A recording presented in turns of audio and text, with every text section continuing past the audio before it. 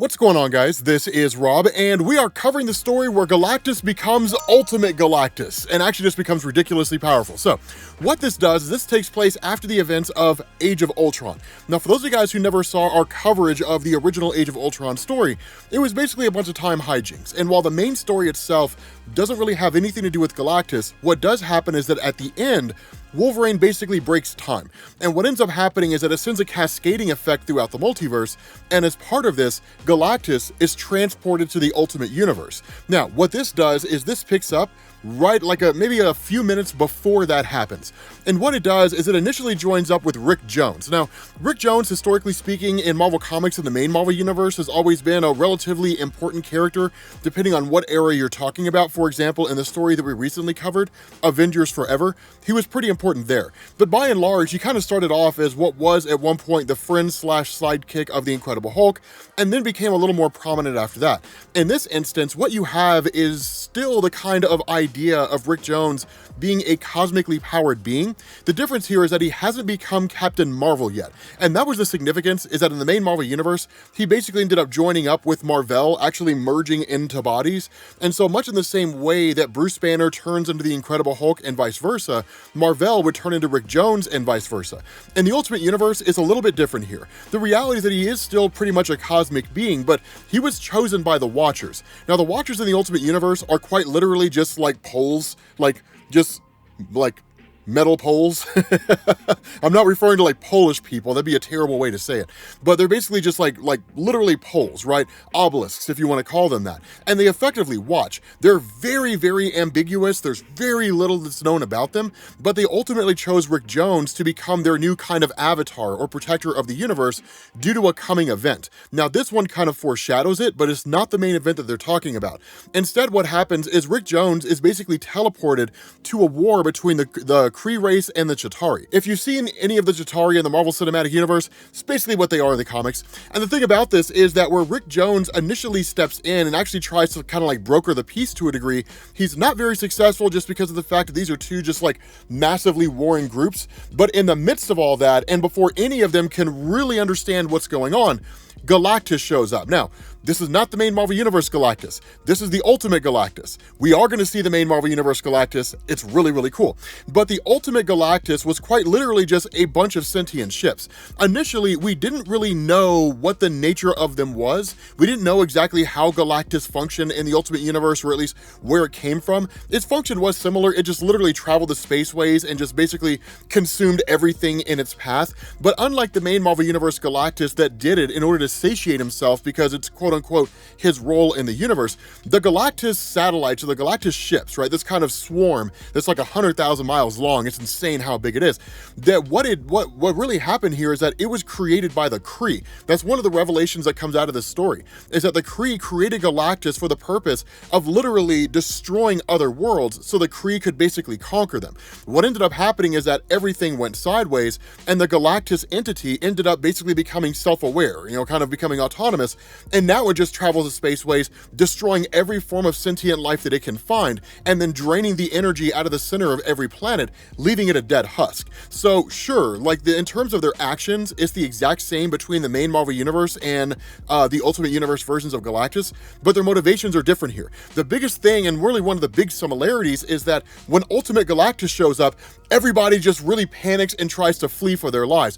The Cree, for the most part, stand their ground because as the ones who originally created it, albeit, they're basically becoming, Galactus becoming the Frankenstein's monster, at the end of the day, they still try to destroy it, right? They still try to fight it off when they can, where they can, that kind of a thing. But ultimately, the Galactus vessel is no real, it's way too much for anybody here. But what makes things even more complicated is that where you do have Rick Jones who steps in, he does what he can, they're all met by basically a temporal flux. This is the result of Wolverine screwing up time at the end of Age of Ultron. Literally, a temporal hole is ripped in space and time, and the main Marvel Universe Galactus emerges. And when he does, they don't really know how to respond. No one really knows what to do. And even Galactus himself shows up here and it's just like someplace new, someplace different. And then the immediate response of the Ultimate Galactus robots is to merge with him, right? So literally say like consume, right? Consume new energy source.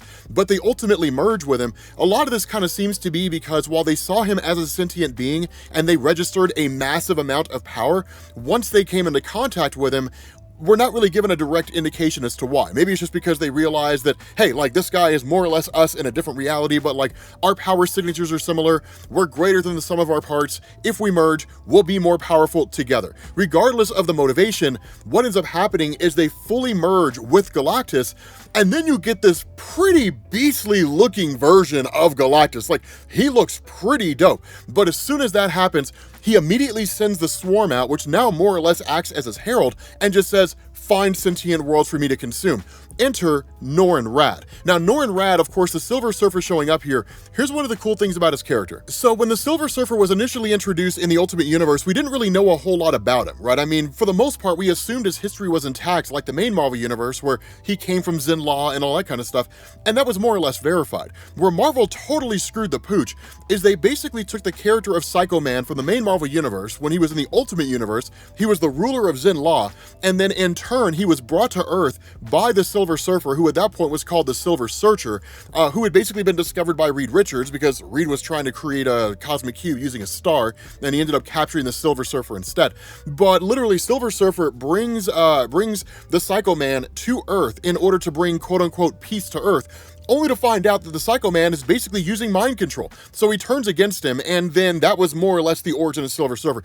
It was terrible. It was really, really, really bad. And like, I hated it. Like, I absolutely despised it. I would rather we just never got an origin of the Silver Surfer, and he was just a guy who was out there, and like, that's it. But the big thing about this is that when Galactus shows up, and when he first encounters the Silver Surfer, he immediately recognizes him, but doesn't recognize him, right? He's like, I know you, but the one that I know is the one from my universe. You're just a guy who's here, but even the one in my universe is a nuisance, so I'm going to assume that you're the same. But the thing about this is that the Surfer's been around long enough and has witnessed enough things over the course of the universe to recognize the danger that Galactus poses. Now, that's one of the things that I want to specify here. In the main Marvel Universe and Marvel Comics, right, Earth 616, you get all kinds of crazy stuff, the cosmic entities, and you have Galactus, a guy, like just a great big huge dude who consumes worlds and stuff like that.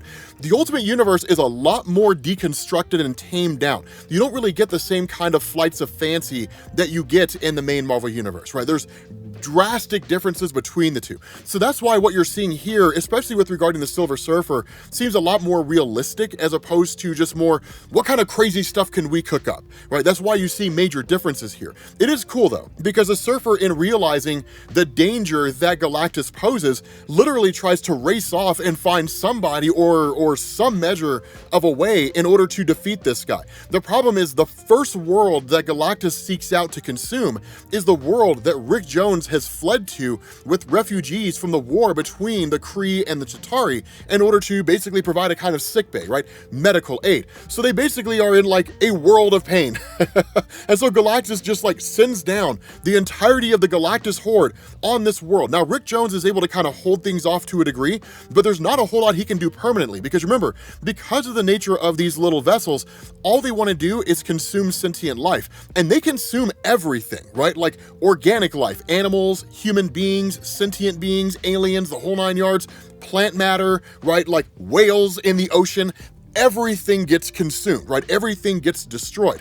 And so they immediately attack Rick Jones, and they start siphoning off his energy. Now, if given the ability, they would also consume his physical flesh, but Silver Surfer arrives just in time to save him. And where they are able to hold off the Galactus swarm, even if only temporarily, that's when they come face to face with Galactus himself. Now, where Galactus ends up seizing the Silver Surfer, if more out of curiosity than anything, of course, the Silver Surfer basically instructs Rick Jones to get people evacuated as fast as they can.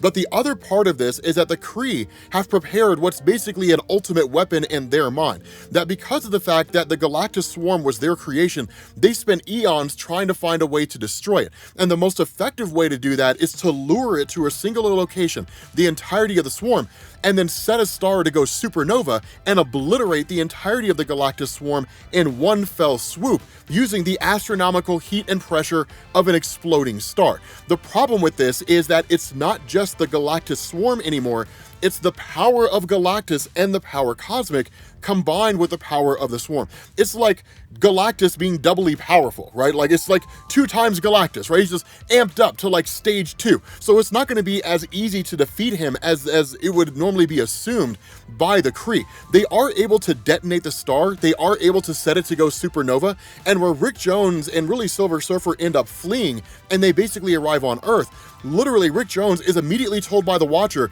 Galactus is alive. The destruction of the star was not enough to kill him. And while the Watcher doesn't necessarily say it as much, the other part of his message is like, and you were stupid to believe that it would. So the thing about this is that, right, Galactus continuing on, this actually leads to the revelation that when they were teleported away, one of the Galactus ships traveled with them, and then immediately starts attacking the immediate vicinity around Earth, right? Like the general vicinity around there. Now, for the most part, it's just like one ship. It is exceedingly powerful, right? It's wildly capable. Silver Surfer and Rick Jones aren't necessarily able to destroy it on their own, but the bigger part of this is that we basically end up switching over to Mar-Vell. Now again, Mar-Vell in the main Marvel Universe has long since died of cancer, but he was at one point a Cree soldier who basically joined up with the superheroes on Earth, where he was initially tasked to basically conquer the Earth.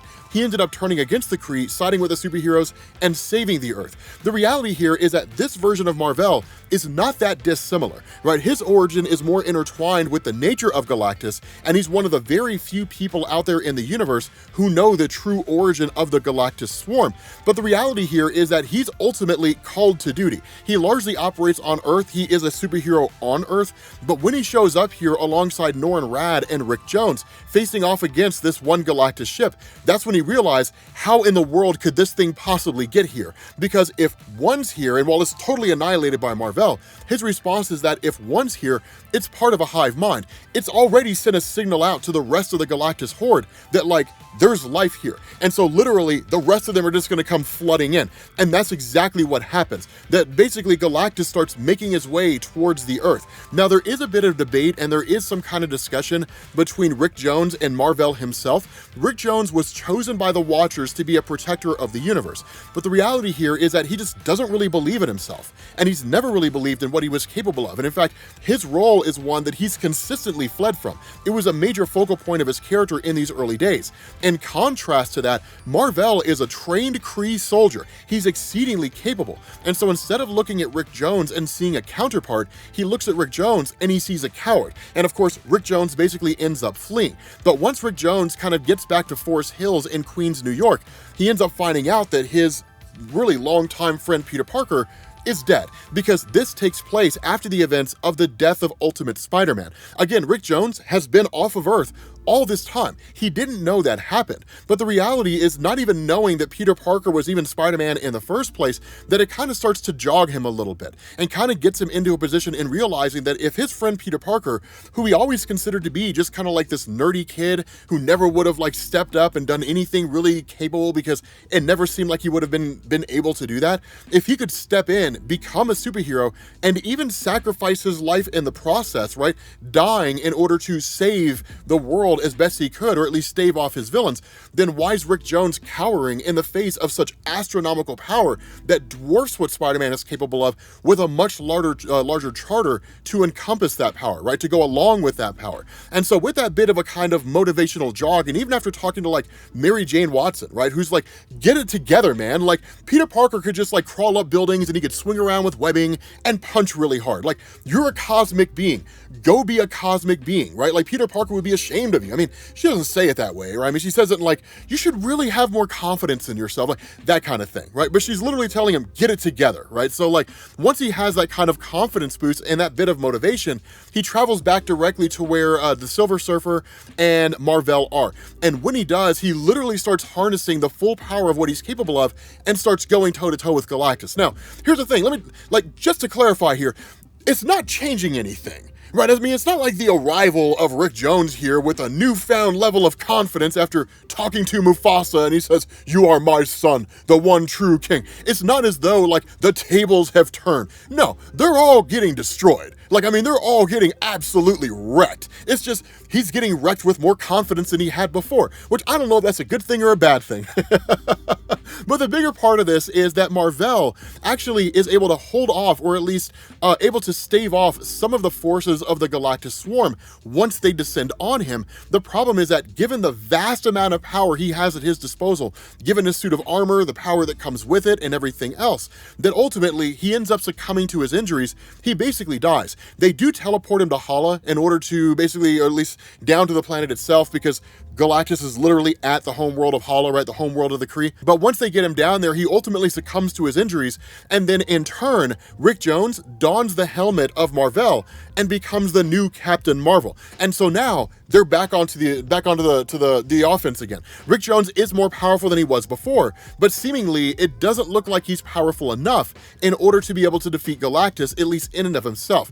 But that's when he gets this revelation that within the suit of armor, there is a contingency plan. But the first thing to do is to get the innocents to safety, because lest we forget, while Galactus is here at Hala, it doesn't make any sense to just kind of wait around and see what happens and hope they live. The smartest thing to do is to evacuate, and that's what's literally been going on. They've been just loading up all these evacuation ships and getting people out of Hala as fast as possible. Not everybody's going to be able to make it, but most everybody is. And so in light of this, with these ships basically evacuating, a portal's opened by Rick Jones, which allows the ships to pass through and then leave this immediate space. And the reason for that is twofold. The first is that Rick Jones realizes the fight between himself and Galactus and Silver Surfer will destroy the planet of Hala, but it'll also destroy whatever surrounding star systems happen to be there, just due to the sheer amount of power that they have. The other part of this is that there's still something like 32 million people in this area,